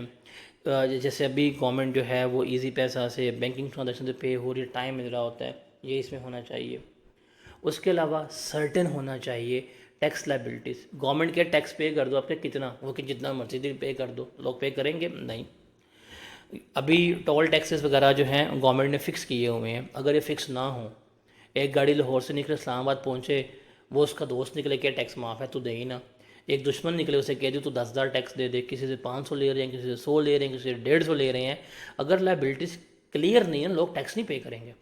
जब आप एक बंदे से टैक्स ले रहे हैं, उसको पता हो कि भाई ये लाइबिलिटी है, इतना मैंने पे करना है, ये इस तरह से कैलकुलेट की गई है, उसके ये सारा कुछ वो क्लियर होना चाहिए। उसकी अमाउंट जो है वो क्या होनी चाहिए, सर्टन होनी चाहिए। अगर वो अमाउंट सर्टन है तो रिमेंबर लोग टैक्स पे करेंगे। और सेकंड और आखिरी जो है that is economy of collection, के टैक्सेस जो है ना वो इकोनॉमिकल होने चाहिए। ये जो इकोनॉमी ऑफ कलेक्शन है ये हमने दोनों पर्सपेक्टिव से देखना है। टैक्स पेयर के पर्सपेक्टिव से भी हमने देखना है और हमने टैक्स एडमिनिस्ट्रेटर के पर्सपेक्टिव से भी देखना है। टैक्स पेयर का पर्सपेक्टिव, जिससे टैक्स ले रहे हैं, जब हम उससे टैक्स कलेक्ट करें, वो टैक्स उसको इतने महंगे नहीं पड़ने चाहिए कि भाई हम भाड़ में जाओ, मैं कारोबार ही नहीं करता। एक बंदा लाख रुपया कमाए और आप उससे 50,000 टैक्स ले देंगे कि भाई मैं भीख मांग लूँगा, मैंने कारोबार नहीं करना, तुम भाड़ में जाओ, क्योंकि उसके लिए इकोनॉमिकल नहीं है, उसके लिए बड़ा एक्सपेंसिव होगा। तो ये क्या होने चाहिए, इकोनॉमिकल होने चाहिए। नंबर 2, जो टैक्स कलेक्ट करने जा रहे हैं वो टैक्स कलेक्ट करते हैं 1,000 रुपये का और ख़र्चा उनका होता है 1200 का। भाई ये क्या किया हमने, खाया पिया कुछ नहीं, गिलास थोड़ा भरा हमने, ये नहीं होना चाहिए। तो इकोनॉमिकल होना चाहिए सिस्टम के लिए भी और बिजनेसमैन के लिए भी, कि उनको ये डिस्करेज ना करता हो। तो ये 4 हमारे पास हैं कैनन्स जिसके ऊपर कोई भी सिस्टम हमारा बेस कर रहा होता है। उसके बाद ये बड़ा सवाल है, पास्ट पेपर में एक दफ़ा आया है कि जब हम टैक्स लेवी करते हैं वो किन प्रिंसिपल्स के तहत होता है। जब हम टैक्स लेवी करते हैं वो किन असूलों के तहत होता है, किन प्रिंसिपल्स। लेवी का मतलब होता है इम्पोज करना, लागू करना, चार्ज करना। तो there are 3 types of principles जिसके मुताबिक हम टैक्स लेवी कर रहे होते हैं। पहला है एबिलिटी टू पे प्रिंसिपल, कि भाई जिसकी जितनी औकात है ना उससे उतना ही टैक्स लो। एक बंदा जो अफोर्ड कर सकता है, जिसके पास पैसा ज़्यादा है, उससे टैक्स लो, ज़्यादा लो और हायर रेट के ऊपर लो। एक बंदा जो टैक्स नहीं पे कर सकता, जिसकी औकात कम है, उससे टैक्स कम लो। अब गवर्नमेंट कहती है जी मैंने 25,000 रुपया टैक्स लेना है, फिक्स कहती है। एक बंदा है उसकी इनकम जो है वो है 2,500 रुपया, एक बंदा है उसकी इनकम है 25,000 रुपया, एक बंदा है उसकी इनकम है 2.5 लाख रुपया, एक बंदा है जिसकी इनकम है 25 लाख रुपया। ये 25,000 रुपया किसको सबसे ज़्यादा सूट करेगा? अगर इससे लेंगे ना 25,000 रुपया, ये तो समझे क्या करेगा। अगर इससे लेंगे, ठीक है भाई पागलो, इतने कमा लो, इतने तुम्हें दूँ, मैं क्या करूँगा, भीख मांगूंगा। इवन 25,000 रुपया इससे भी लेंगे, कहेगा यार खुदा का वास्ता है यार क्या कर रहे हो। अगर इससे लेंगे 25,000 रुपया, इससे भी ज़्यादा है, क्यों? इसकी इनकम ज़्यादा है, टैक्स कम है। तो रिमेंबर, जो एबिलिटी टू पे प्रिंसिपल है वो आपकी इनकम के प्रोपोर्शन के मुताबिक होना चाहिए। अगर आपकी इनकम ज़्यादा है उसके प्रोपोर्शन में टैक्स ज़्यादा होना चाहिए, आपकी इनकम कम है तो उसके प्रोपोर्शन में टैक्स जो है वो कम होना चाहिए। Is that clear? Ability to pay principle की सबसे बेस्ट एग्जाम्पल जो है वो इनकम टैक्स है, कि इनकम टैक्सेस जितने भी हमारे मुल्क में लगे हुए हैं वो एबिलिटी टू पे प्रिंसिपल के मुताबिक चार्ज होते हैं। उसके बाद है the benefit principle. Benefit principle है कि भाईजान जितना फ़ायदा हासिल होगा जिसको, वो उसी परसेंटेज में क्या करेगा, टैक्स पे करेगा। आपके सामने एग्जांपल लिखता हूँ। दो लोग हैं, बिजनेस करते हैं। एक है ये इंडिविजुअल, इसका नाम है कांगड़ी पहलवान, और एक है मोटा सेठ। ये है जी हमारे पास मोटा सेठ, इसकी 3 बाजुएं और इसकी एक टांग नकली है, ठीक है। इसने बना ली अपनी कंपनी, और एक कांगड़ी पहलवान ने ना अपनी छोटी सी दुकान खोल ली है। मुझे बताएं, हुकूमत से डायरेक्टली ज़्यादा बेनिफिट कौन लेगा? कंपनी लेगी कि छोटा दुकानदार लेगा? छोटे दुकानदार को तो कुछ नहीं मिलना, उसके घर चोरी हो जाए, ना तुम्हारी गलती है, तुमने लॉक नहीं लगाए। मीटर कट जाए, तुम्हारी गलती है, क्यों नहीं पे किया। इसको सपोर्ट नहीं मिलती, इसको बड़ी कम सपोर्ट मिलती है। कंपनी के तो गवर्नमेंट जो है क्या उठाएगी, लाड़ उठाएगी।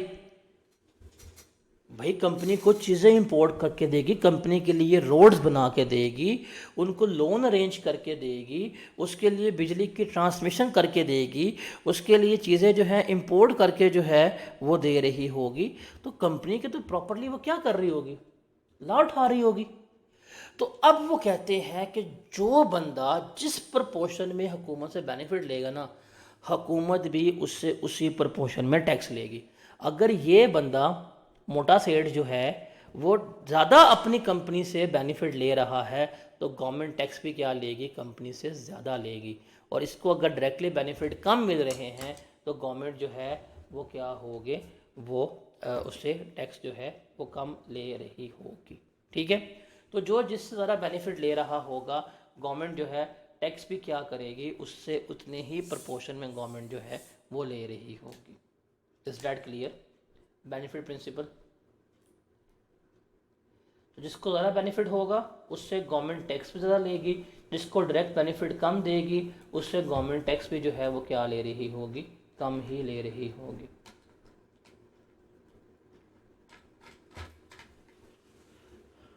और आखिरी है इक्वल डिस्ट्रीब्यूशन प्रिंसिपल।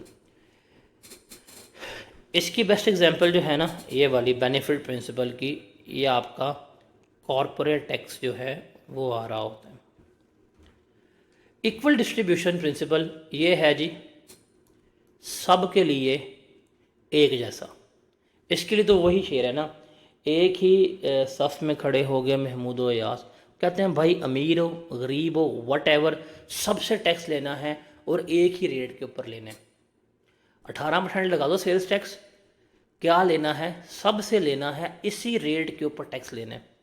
कहते हैं जो अमीर आदमी है वो ज़्यादा स्पेंड करेगा, उससे टैक्स ज़्यादा ले लेंगे। जो गरीब आदमी है वो कम खर्चा करेगा, हम उससे टैक्स कम ले लेंगे।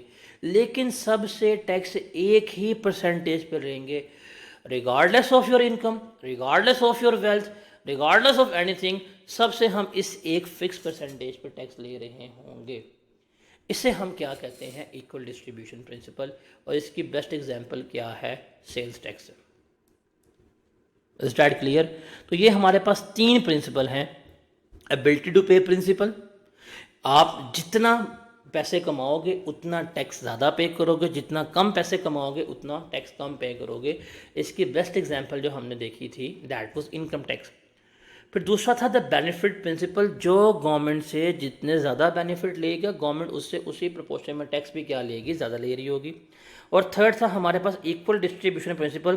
भाई गवर्नमेंट नहीं देखती कि तुम कमा रहे हो नहीं कमा रहे, जिंदा हो मर गए हो भीख मंग गए हो पीएम हो जो भी वट एवर, वो आपसे क्या लेंगे, सबसे टैक्स एक ही रेट पे फिक्स ले रहे होंगे। तो ये है इक्वल डिस्ट्रीब्यूशन प्रिंसिपल। उसके बाद है काइंड ऑफ टैक्सेस, कि हमारे पास टैक्सेस की इकसाम कौन सी हैं। आपके सामने जो स्क्रीन पर नज़र आ रहा है ना, ये तीन ही चीज़ें आपको बता रही हैं कि हम किसकी बात कर रहे हैं। ये आइकन, एक प्रोपोर्शनल टैक्स फ्लैट टैक्स है, एक रिग्रेसिव टैक्स है और एक प्रोग्रेसिव टैक्स है। ये आइकन्स ही इनफ हैं इनको एक्सप्लेन करने के लिए कि ये क्या होंगे और क्या नहीं होंगे। तो सबसे पहले बात करते हैं प्रोपोर्शनल टैक्स या फ्लैट टैक्स। ये वो टैक्स है जो एक ही रेट पे लग रहा होता है। रेट क्या होगा, रेट इसका सेम होगा और सब के लिए हम इसको सेम रेट में ही क्या कर रहे होंगे, इम्पोज कर रहे होंगे। क्या होगा, सेम रेट होगा और सबको हम एक ही रेट पे लगा रहे होंगे। ये नहीं होगा कि जी आप मर्सिडीज़ में आए हैं तो आप ये रेट पे कर दें, आप साइकिल पे आए हैं तो ये कर दें, आप या अल्लाह वाली गाड़ी पे आए हैं या अल्लाह करते हुए हाथ वाली गाड़ी पे आए हैं तो ये पे कर दें, ऐसा नहीं होगा। भाई फ्लैट टैक्स है, हर बंदे को एक ही फिक्स रेट के ऊपर पे करना पड़ेगा रिगार्डलेस ऑफ योर इनकम। चाहे आप लो इनकम पीपल हैं, चाहे आप मिडिल इनकम पीपल हैं, चाहे आप हाई क्लास इनकम पीपल हैं, दिस इज़ नॉट रेलिवेंट। आपको एक ही सेम रेट पे करना पड़ेगा। तो ये आपका कहलाता है प्रोपोर्शनल टैक्स। इसकी एग्जांपल में अगर आप बात करें तो सेल्स टैक्स जो है वो फ्लैट टैक्स है, हर बंदे के ऊपर 18% लगाया जाएगा। फिर जो टैक्स ऑन डिविडेंड होता है वो फ्लैट टैक्स है, 15% लगाया जाएगा। जो कॉरपोरेट टैक्स है वो फ्लैट टैक्स है, 29% लगाया जाएगा। अब आपका डिविडेंड 10,000 रुपया है तब भी टैक्स 15% कटेगा, आपका डिविडेंड 1 करोड़ रुपया है तब भी कितना टैक्स कटेगा, 15%। तो ये सारे क्या हैं, फ्लैट टैक्स। रिमेंबर यहाँ पे हम बात कर रहे हैं रेट के पर्सपेक्टिव से, कौन सा रेट लगेगा, कौन सा रेट लगेगा।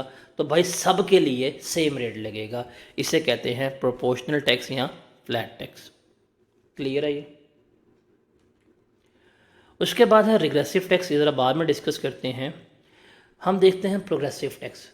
प्रोग्रेसिव टैक्स का मतलब क्या है कि आपकी इनकम ज़्यादा होगी टैक्स ज़्यादा पे करेंगे, आपकी इनकम कम होगी आप टैक्स जो है वो कम पे करेंगे। It is just like that कि जब बारिश आता है तो पानी आता है, जब ज़्यादा बारिश आता है तो ज़्यादा पानी आता है। तो भाई जब इनकम आता है तो टैक्स आता है, जब ज़्यादा इनकम आता है तो ज़्यादा टैक्स आता है। तो जो जितने ज़्यादा पैसे कमाएगा उससे हम उतना ज़्यादा टैक्स लेंगे, जो जितने कम पैसे कमाएगा हम उससे उतना कम टैक्स ले रहे होंगे। तो ये हमारा क्या कहलाता है, प्रोग्रेसिव टैक्स।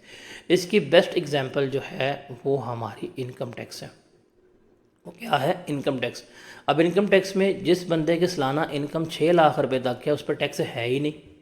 जिसकी इनकम 6 लाख से 12 लाख तक है उसके ऊपर टैक्स जो है वो 2.5% है। जिसकी इनकम 12 लाख से अबव है उसका एक अलग रेट है, जिसकी इनकम 18 लाख से अबव है उसका अलग रेट है। तो जैसे जैसे स्लैब बढ़ती जाएगी टैक्स भी आपका क्या होगा, इंक्रीज़ होता जाएगा। तो ये हमारा क्या कहलाता है, प्रोग्रेसिव टैक्स कहला रहा होता है। उसके बाद है रिग्रेसिव टैक्स। रिग्रेसिव टैक्स की जब हम बात करते हैं ना तो ये हम बात करते हैं बाय इम्पैक्ट। ये हम बात करते हैं इम्पैक्ट के लिहाज से कि कौन सा टैक्स किसको ज़्यादा भारी लगेगा। ठीक है, बेसिकली रिग्रेसिव टैक्स क्या होते हैं कि जो लो इनकम पीपल होते हैं इनसे हम ज़्यादा कलेक्ट कर लेते हैं, ज़्यादा रेट के ऊपर लग जाता है। जो हाई इनकम पीपल होते हैं उनके ऊपर टैक्स जो है वो हम कम रेट के ऊपर लगा रहे होते हैं। जैसे एक हमारा होता है सुपर टैक्स होता है कि अगर आपकी कंपनी का इतना प्रॉफिट है तो आप 2% पे कर दें। अब वो इतने प्रॉफिट पे टैक्स कम पे कर पड़े होते हैं। जो कम प्रॉफिट वाले होते हैं हम उनको स्लैब पे इतना बसाया होता है कि उनकी पॉकेट से हम टैक्स ज़्यादा लगा रहे होते हैं। तो व्हाट इज़ रिग्रेसिव टैक्स, जो गरीब से ज़्यादा कलेक्ट होगा और अमीर से कम कलेक्ट होगा, इसे हम क्या कह रहे होते हैं, रिग्रेसिव टैक्स कहते हैं। एक चीज़ याद रखिएगा, जितने भी इनडायरेक्ट टैक्स होते हैं, जितने भी हमारे माशरे में इनडायरेक्ट टैक्स होते हैं वो सारे रिग्रेसिव इन नेचर होते हैं। बिकॉज गरीब आदमी को इनडायरेक्ट टैक्स हमेशा महंगा पड़ता है, अमीर आदमी को इनडायरेक्ट टैक्स जो है वो महंगा नहीं पड़ रहा होता। तो ये 3 टाइप्स ऑफ टैक्स हैं, फ्लैट टैक्स, प्रोग्रेसिव टैक्स और रिग्रेसिव टैक्स। जिसको हम यहाँ पे टेकअप कर रहे होते हैं। उसके बाद है कैरेक्टरिस्टिक्स ऑफ टैक्स लॉज, कि जो हम टैक्स लगा रहे होते हैं इसके फीचर्स क्या हैं, इसकी कैरेक्टरिस्टिक्स क्या हैं, उसको देखते हैं। वही सबसे पहले टैक्स जो है ना ये वॉलेंट्री नेचर नहीं होता। गवर्नमेंट नहीं करती कि मस्जिदों में ऐलान करती है कि जी अल्लाह नबी के प्यारों आँखों वालों हाँ हमें इमदाद देते जाएं, टैक्स देते जाएं। गवर्नमेंट ये नहीं करती। गवर्नमेंट ये नहीं कहती कि जी बालो कुड़ियों टैक्स दे दो, नहीं गवर्नमेंट कहती। गवर्नमेंट तरले नहीं करती कि जी देखें आपको लगता है मैं मांगने आया हूँ बट मैं मांगने नहीं आया। गवर्नमेंट नहीं कहती ऐसे। गवर्नमेंट कहती है हाँ भाई अस्सलाम वालेकुम टैक्स पे किया, नहीं लाइए चुप के। गवर्नमेंट आपके ऊपर टैक्स जो है वो लीगली इन्फोर्स करती है। वो कहती है देना है तो टैक्स देना है, जान नहीं छोड़ती। तो ये एक इन्फोर्स कंट्रीब्यूशन है कि बज़ोर ताकत गवर्नमेंट क्या ले रही होती है, टैक्स कैलकुलेट कर रही होती है। तो ये वॉलंटरी नेचर नहीं है, ये लीगली आप पे क्या किया गया है, इन्फोर्स किया गया है। आपने क्या करना है, टैक्स पे करना होता है। अगर होना कि आपका दिल कर रहा है टैक्स पे कर दे, नहीं कर रहा ना करें, तो कोई बंदा टैक्स पे नहीं करेगा। वो डंके की चोट पे हड्डियों से टैक्स निकाल के लेते हैं। तो लोग जो है टैक्स क्या कर रहे होते हैं, पे कर रहे होते हैं। हमारी आवाम को ना अयाशी चाहिए होती है, सहूलियत चाहिए होती है यूरोप वाली, वेलफेयर स्टेट्स वाली। और टैक्स की जब आती है बारी पे करने की तो इनको चाहिए होता है कि टैक्स हम पे करें गल्फ़ वाला, जिसमें है ही नहीं। गवर्नमेंट कहती है ना बेटा ना, हम तुमसे टैक्स भी लेंगे और तुम्हें सहूलियात भी नहीं देंगे, ऐसी की तैसी तुम्हारी। उसके बाद है जी टैक्स जो है नॉर्मली हम कैश में पे करवाते हैं। गवर्नमेंट ये नहीं कहती जी आपका टैक्स कैलकुलेट किया है और आपका टैक्स बना 2 लाख रुपया, आपके लिए मेरे पास 2 लाख रुपया है नहीं, मेरे पास 2 बकरियाँ हैं, 2 बकरियाँ 2 लाख रुपये की हैं, आप ये ले लें। ऐसे नहीं होता। गवर्नमेंट के आपका टैक्स बना है 10,000 रुपये, आपके मेरे पास आटे के 2 थैले बड़े हैं, ये पकड़ लें टैक्स ले लें। ऐसे नहीं होता। टैक्स कैश में पे होता है, यहाँ बैंक के ज़रिए पे होता है। आप चेक के ज़रिए पे कर सकते हैं, आप ऑनलाइन ट्रांसफ़र कर सकते हैं, आप कैश के ज़रिए पे कर सकते हैं। Promissory note, bill of exchange या इस तरह की जो बार्टर एक्सचेंज सिस्टम्स होते हैं वो इसमें नहीं लगते। फिर टैक्सेस जो हैं वो हमेशा प्रोपोर्शनेट इन फैक्टर्स होते हैं कि परसेंटेज की बेसिस में लगते हैं। 2%, 3%, 5%, 6%, 10%, और वो आपके एबिलिटी टू पे प्रिंसिपल्स के मुताबिक लग रहे होते हैं। फिर टैक्स हमेशा उस इनकम के ऊपर लगता है, उस ट्रांजैक्शंस के ऊपर लगता है, उन प्रॉपर्टीज़ के ऊपर लगता है जो स्टेट की जुरिस्डिक्शन पे आती हैं। जो स्टेट की हदूदों के यूद में है, गवर्नमेंट उन इनकम के ऊपर, उन ट्रांजैक्शन के ऊपर, उन प्रॉपर्टीज़ के ऊपर क्या करती है, टैक्स लगा रही होती है। ऐसा नहीं होता कि जी अब जो पाकिस्तानी मुल्क में जो चीज़ें इस स्टेट की ओनरशिप में, इसकी जुरिस्डिक्शन पे है कि इस पर टैक्स लगा सकते हैं। एक फ्लैट है लंदन में, वो इनकी ओनरशिप में नहीं आते, इनकी जुरिस्डिक्शन पे नहीं आते, ये कभी भी उससे टैक्स नहीं ले सकते। टैक्स स्टेट लगाती कहाँ पे, उन प्रॉपर्टीज़ के ऊपर जिसकी जुरिस्डिक्शन पे आती है, हमने बात कर दी है। टैक्स लगाती गवर्नमेंट कैसी है, जो उनकी लॉ मेकिंग बॉडी होती है, पार्लियामेंट होती है, उसके ज़रिए लगाती है। और पार्लियामेंट से पहले कोई भी कानून, कोई भी एक्ट, कोई भी ऑर्डिनेंस पास होते हैं, उसके बाद गवर्नमेंट जो है वो टैक्स लगाती है। और गवर्नमेंट टैक्स लेती क्यों है, पब्लिक के लिए, पब्लिक के वेलफेयर के लिए। आपको रोड्स चाहिए, आपको सड़कें चाहिए, आपको तालीम चाहिए, स्कूल चाहिए, हेल्थ चाहिए, तो आपके लिए गवर्नमेंट क्या कर रही होती है, टैक्स लगा रही होती है। अपने लिए नहीं लगाती। उन्होंने कौन से महल बनाने होते हैं, उन्होंने कौन सी चीज़ें बिल्ड करनी होती हैं, वो सिर्फ किसके लिए कर रहे हैं, वो सिर्फ आपके लिए जो है वो कर रहे होते हैं कि आपसे टैक्स लेके आपके लिए रोड बनाएंगे, आपके लिए फ्लाईओवर बनाएंगे, सारा कुछ आपके लिए गवर्नमेंट कर रही होती है। हमारी गवर्नमेंट बहुत मासूम है। उसके बाद है जी आखिरी एरिया हमारा कि principles of sound tax system. एक अच्छा टैक्सेशन सिस्टम है वो किन असूलों पे बेस करता है। 4 असूल हैं, फिस्कल एडिक्वेसी, इक्वलिटी और थ्योरेटिकल जस्टिस, उसके अलावा एडमिनिस्ट्रेटिव फिजिबिलिटी। ये सारा कुछ जो है वो इसमें हम क्या कर रहे होते हैं, डील कर रहे होते हैं। तो सबसे पहले हम बात करते हैं फिस्कल एडिक्वेसी क्या होती है, उसको हम देख रहे होते हैं। अब फिस्कल एडिक्वेसी का मतलब क्या है कि हमारा जो टैक्स है, जो सिस्टम है, जो हमारा जो भी हमने बनाया है, वो फिस्कली क्या हो, एडिक्वेट हो, सफिशेंट हो। इसका मतलब क्या है फिस्कल एडिक्वेसी का, सफिशेंसी का, कि फिस्कल का मतलब होता है हमेशा कैश। फिस्कल का मतलब क्या होता है? फिस्कल का मतलब होता है हमेशा कैश। और फिस्कल एडिक्वेसी का मतलब क्या है? एडिक्वेसी का मतलब होता है सफिशेंसी के प्रॉपर होना। अब फिस्कल एडिक्वेसी का मतलब क्या है कि सिस्टम जो है ऐसा हो जो आपकी कैश की नीड को पूरा करके देता हो, आपके रेवेन्यू की नीड्स को पूरा करके देता हो। अगर आपको ज़्यादा अमाउंट चाहिए, ज़्यादा आपको ला के दे। अगर वो आपको कम अमाउंट चाहिए तो कम अमाउंट करके दे। अगर आपके एक्सपेंसेस बढ़ रहे हैं, वो आपके एक्सपेंसेस बढ़ा रहा हो। अगर आपके एक्सपेंसेस बढ़ रहे हैं तो उसके मुताबिक आपकी रेवेन्यू की नीड जो है वो भी क्या हो रही हो, वो बढ़ रही हो। और अगर आपके कम हो रहे हैं तो उसके मुताबिक डील कर रहा हो। गवर्नमेंट के अगर खर्चे बढ़ना शुरू हो गए हैं तो गवर्नमेंट क्या करेगी, जो है पैसे सिस्टम से ले सकती है। तो वो कॉन्ट्रैक्ट कर सकते हैं, एक्सपैंड कर सकते हैं, रिलैक्स कर सकते हैं अपॉन द सिस्टम नीड। उसके बाद है हमारे पास इक्वालिटी और थ्योरेटिकल जस्टिस, कि भाई टैक्स सबसे लेना है, डेट इज़ इक्वालिटी, छोड़ना किसी को नहीं है, लेकिन लेना है उनके एबिलिटी टू पे की प्रिंसिपल के मुताबिक। जो जितना टैक्स पे करता है आपने उनसे उतना ही टैक्स लेना है। जो अगर टैक्स कम पे कर रहा है उससे टैक्स आपने क्या लेना है, कम लेना है, बट छोड़ना किसी को नहीं है। उसके अलावा है हमारे पास एडमिनिस्ट्रेटिव फिजिबिलिटी। जो आपका टैक्स का इदारा है वो बड़ा फिजिबल होना चाहिए। आपका टैक्स का मैटर जो है सारा क्लियर होने चाहिए, प्लेन होने चाहिए। पब्लिक ऑफिशियल्स जो हैं वो वेल ट्रेंड होने चाहिए। Manner of payment, mode of payment convenient होना चाहिए। टैक्स पेयर को बर्डन ना लगे, बिजनेस एक्टिविटीज़ को डिस्करेज ना करे। एक अच्छा अमला होना चाहिए जिस पे वो क्या करें, जिस पे वो आ रहे हैं, लोगों को टैक्स पे करते हुए दिक्कत नहीं हो रही, उनको टैक्स पे करते हुए कोई प्रॉब्लम फेस नहीं हो रही, बड़ा आराम से टैक्स पे करें। एक अच्छा एक इन्वायरमेंट होना चाहिए। और आखिरी है कंसिस्टेंसी और कंपैटिबिलिटी विद इकोनॉमिकल गोल्स, कि आपके जो इकोनॉमिक गोल्स हैं उसके साथ ये कंपैटिबल होना चाहिए। गवर्नमेंट को एक्सपेंसेस अपने इंक्रीज़ करने हैं तो गवर्नमेंट क्या करेगी, गवर्नमेंट उसी के बेसिस के ऊपर वो अपनी अमाउंट जो है वो इंक्रीज़ करवा रही होगी। तो आपके जो माशी अहदाफ है उसे क्या कर रहा हो, ये पूरा करके दे रहा हो। तो ये चार हमारे principle of sound taxation system में आते हैं। आगे चलते हैं, डायरेक्ट टैक्स क्या होते हैं, इनडायरेक्ट टैक्स क्या होते हैं, इसको देखते हैं।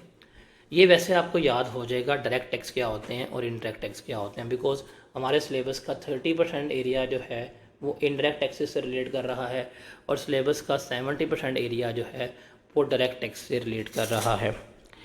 डायरेक्ट टैक्स का मतलब क्या है, वो तमाम टैक्सेस जो डायरेक्टली आपकी इनकम से लिए जा रहे हैं, आपके एसेट्स, आपके वेल्थ, आपकी प्रॉपर्टी पे लिए जा रहे हैं, वो डायरेक्ट टैक्स हैं।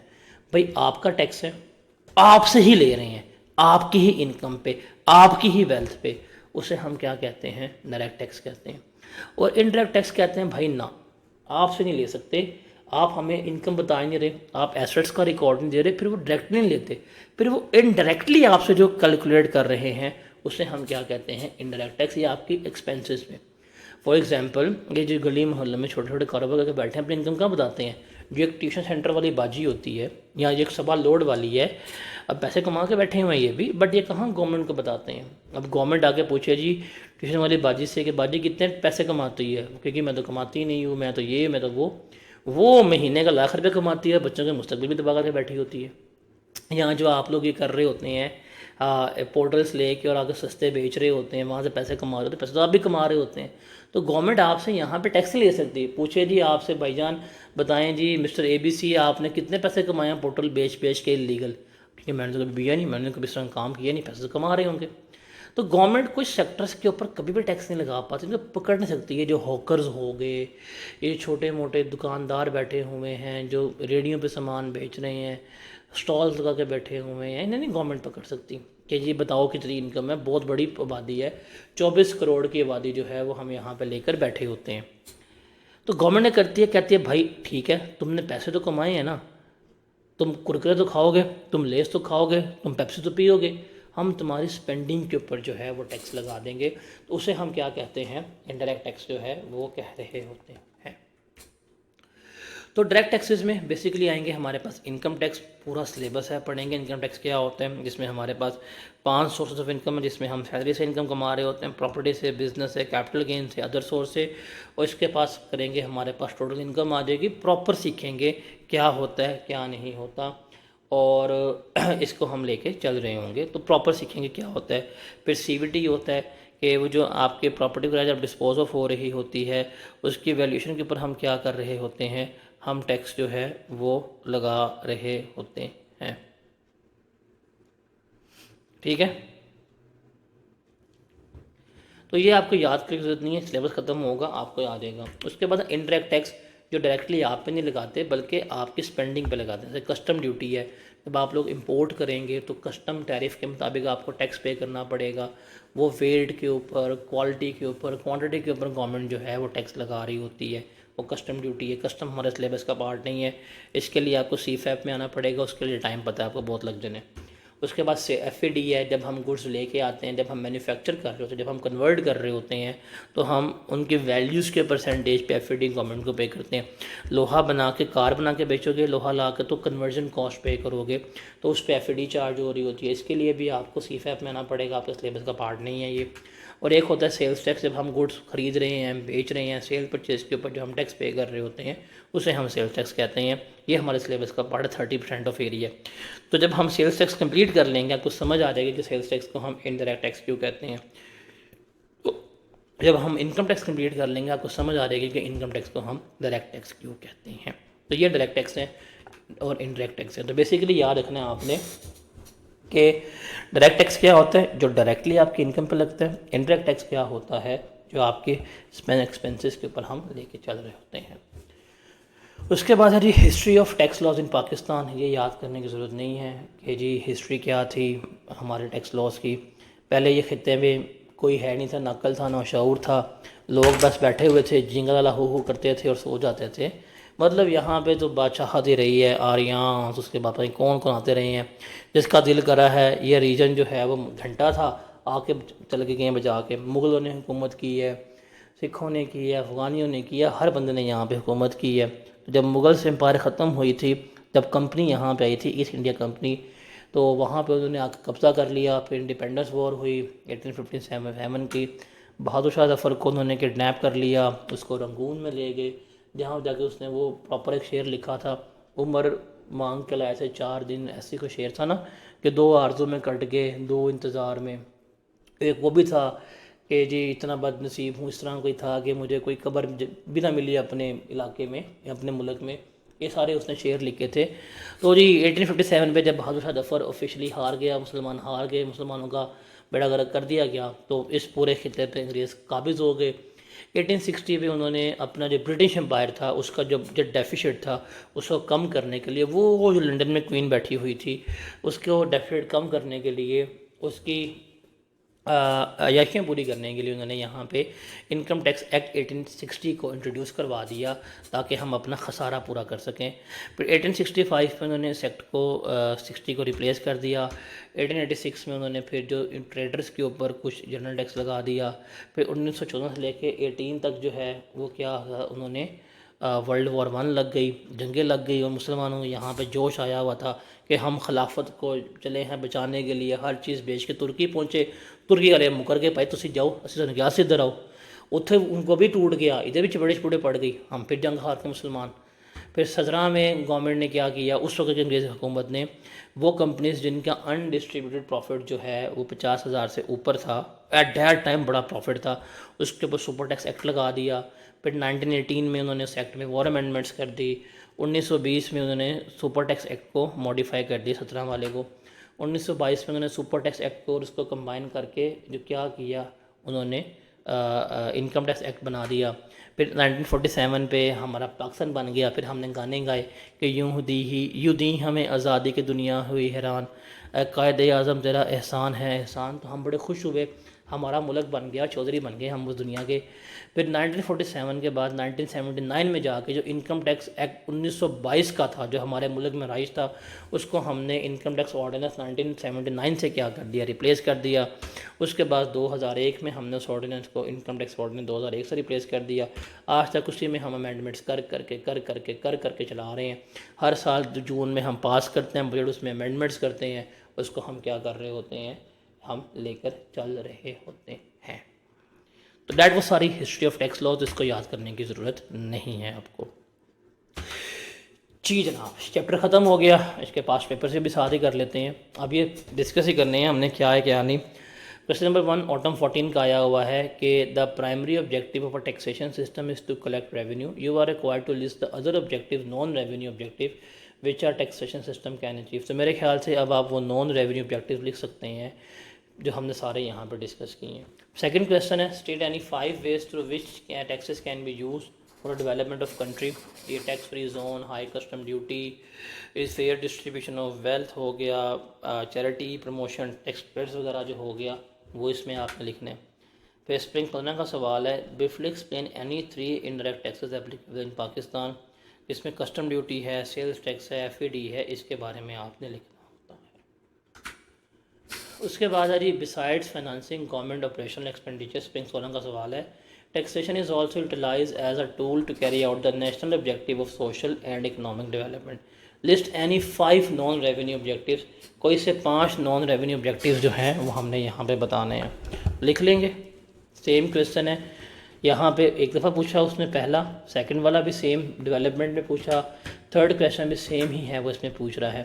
फिर क्वेश्चन नंबर 5 है जी, taxes are the primary revenue yielding tools of the government of modern ages, you are required to state any 3 non revenue objective which the government achieve by imposing taxation.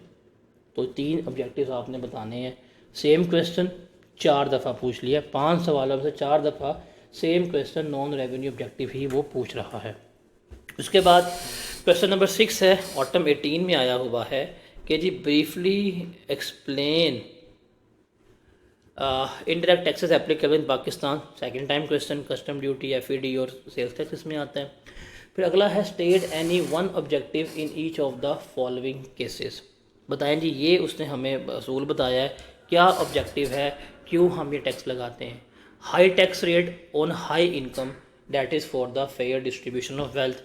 High tax rate on import of luxury goods, local industry को promote करने के लिए, protect करने के लिए, balance of payment को बेहतर करने के लिए लगा रहे होते हैं। फिर tax credit on donation to approve institution, donation के कल्चर्स को प्रमोट करने के लिए हमें दे रहे होते हैं। टैक्स क्रेडिट ऑन इन्वेस्टमेंट्स, तो लोग मज़ीद आके इन्वेस्ट करें स्टॉक एक्सचेंज में, उसके लिए हम ले रहे होते हैं। टैक्स फ्री जोन्स, उन जोन्स को अंडर डेवलप एरिया को करने के लिए हमें लगा रहे होते हैं। Tax on income of individual and companies, that is revenue collection के लिए। Tax on transaction not made through normal banking channel, इसका मकसद क्या होता है, ताकि लोग बैंक से ट्रांजैक्शन करें, टैक्स पे नहीं करेंगे, कैश में करेंगे, टैक्स पे करेंगे। तो डॉक्यूमेंटेशन ऑफ इकॉनमी के लिए हम इस्तेमाल कर रहे होते हैं। और ज़ीरो रेटिंग एक्सपोर्ट्स के लिए, कि आप एक्सपोर्ट्स करेंगे तो टैक्स 0% पे करना पड़ेगा। इसका मकसद क्या होता है, एक्सपोर्ट्स को प्रमोट करने के लिए गवर्नमेंट ये टैक्स जो है वो लगा रही होती है। उसके बाद briefly discuss 3 broad principle for levy of taxes, ability to pay principle, benefit principle और इक्वल डिस्ट्रीब्यूशन प्रिंसिपल, अभी हम पढ़ के आए हैं। Briefly explain any 3 indirect taxes applicable in Pakistan, custom, FAD और सेल्स टैक्स। स्प्रिंग 21 का सवाल है, taxes are primary revenue yielding tools of government of modern ages, state any 5 ways by which they can be use for development of a country. Same question है, यही पूछ रहा है, इसके पास यही नॉन रेवेन्यू ऑब्जेक्टिव और डायरेक्ट और indirect tax ही पड़ा हुआ है इस पेपर में पूछने के लिए। ऑटोमेटिक का सवाल है कि state 1 objective of tax law in each of the following independent cases.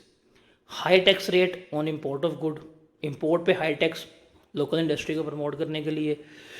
Zero rating exports को प्रमोट करने के लिए। Decrease in sales tax rate, indirect tax को कम करने के लिए, इन्फ्लेशन को कम करने के लिए। Tax on cash deposit withdrawal bye non filer, documentation of economy के लिए। ATL में फाइलर्स को इंक्रीज़ करने के लिए गवर्नमेंट करती है। Introduction of tax holiday period for construction related industry, कि जो इंडस्ट्री हमारी कंस्ट्रक्शन रिलेटेड है उसको हम टैक्स हॉलीडे पीरियड जो है दे देते हैं कि इस डेट से लेके इस डेट तक अगर आप कोई कंस्ट्रक्शन करेंगे हम टैक्स नहीं लेंगे। तो उस इंडस्ट्री को प्रमोट करने के लिए जो है वो हम यहाँ पे ले रहे होते हैं। फिर high tax rate on interest income, savings को डिस्करेज करने के लिए ताकि लोग इन्वेस्ट करें, लोग सेविंग कम से कम करें, वो इसमें जो है वो इसमें हम आ रहे होते हैं। फिर decrease in tax rate for online sales, online बेचोगे टैक्स रेट कम है, फिजिकल बेचोगे टैक्स रेट ज़्यादा है। तो ई कॉमर्स को प्रमोट करने के लिए हम क्या कर रहे होते हैं, लेके चल रहे होते हैं। फिर tax credit to person for employing fresh graduates, जो बंदा फ्रेश ग्रेजुएट्स को एम्प्लॉय करेगा उसको हम क्या करेंगे, टैक्स क्रेडिट्स जो है वो दे रहे होंगे। तो एम्प्लॉयमेंटशिप को बढ़ाने के लिए टैक्स ग्रेजुएट्स की जो चीज़ें हैं उनको इंक्रीज़ करने के लिए हम क्या कर रहे होते हैं, ये लेके चल रहे होते हैं। उसके बाद है high tax rate on luxury items, fair distribution of wealth के लिए हम ये कर रहे होते हैं। फिर allow expenditure on research and development, development और रिसर्च को इंक्रीज़ करने के लिए हम क्या कर रहे होते हैं, इसको इस्तेमाल कर रहे होते हैं। तो ये हमारे ऑब्जेक्टिव्स हैं जो इसने इस्तेमाल किए हैं। फिर स्प्रिंग 2022 का सवाल है, state any 4 non revenue objective which the government achieves by imposing taxation, मेरे ख्याल से कोई 7वें दफ़ा सवाल पूछ रहा है। फिर discuss any 3 principles of sound tax system, बताएं जी। अभी हमने पढ़ा है administrative feasibility, compatibility with economic goals और फिजिकल एडिक्वेसी, ये 3 बातें जो हैं वो आपने यहाँ पर लिखनी होती हैं। तो यहाँ पे हमारा चैप्टर जो है वो विद पास्ट पेपर्स ख़त्म होता है।